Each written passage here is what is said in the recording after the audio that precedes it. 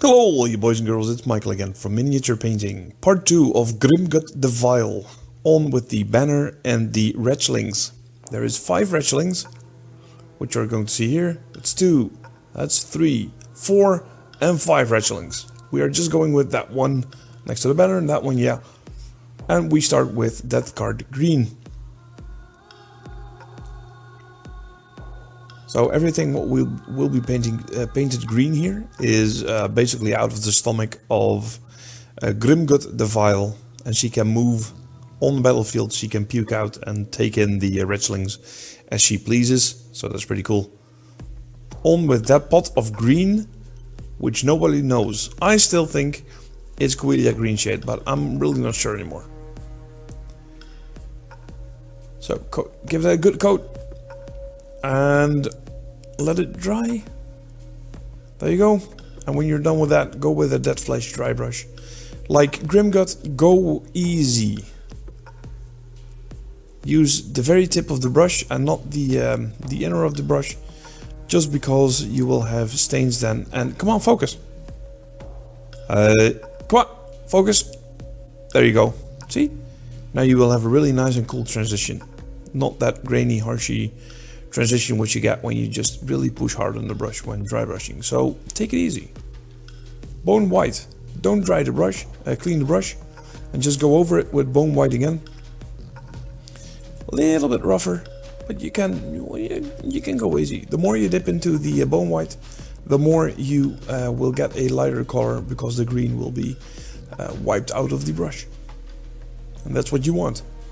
At least that's what I wanted. See, there's a really good view of the Retchling. It's really just one piece of puke. And oh, look, there's 5 now. Go with a pure bone white. Dry brush it again. After you've done with that, the Casanova yellow is the one you need to wash it with to give that really vile looking color.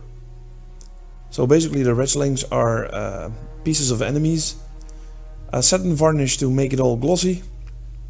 So the Retchlings are just enemies which are eaten and puked out again. So that's why the skull is on the top, and it's quite easily visible when you look at the banner, because there's loads and loads of stuff in there which isn't, well, identifiable, is that the word?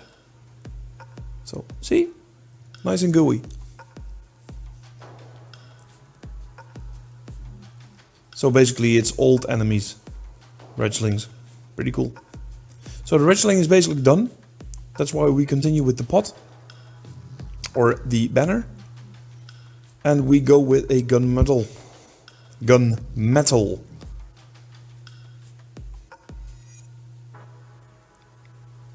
Just put it all over the place. The pot will be 2 colors, don't get me wrong. And the gunmetal will give it a really nice and deep silver. I really like that color. So also go a bit over when painting the lid of the pot. Go over it a little bit, and afterwards you will see that we will go with a different color. And I believe that color will be bright bronze. You can basically use every bronze, of course. So if you do this really sloppy, then the silver will shine through, and then it also looks like it's a really old pot and a damaged pot. Also do the rings. At least that's what I did. I'm not forcing you to take the rings, of course. But I think the little bit of bronze on the sides of the pot will look awesome for being a pot. Agrex Earthshade to tone it all down and bring the 2 colors toward each other.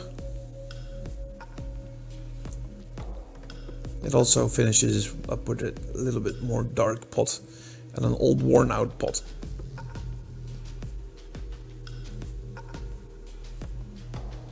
Well, it basically gives that brown thing the feel.